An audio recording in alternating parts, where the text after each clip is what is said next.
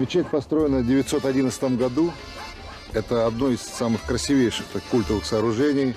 Еще мой прадед туда ходил, в эту мечеть. А рядом, посмотрите, современная строится, современная школа.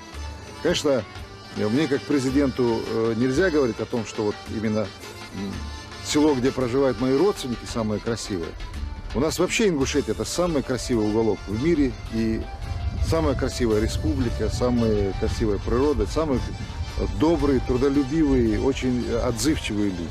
А еще очень талантливые. Их искусством аплодировали в разных городах России и Европы.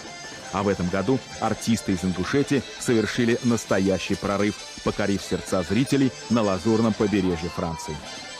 Город мировых звезд и самого престижного кинофестиваля рукоплескал и детям, и взрослым, которые показали здесь свое неповторимое мастерство.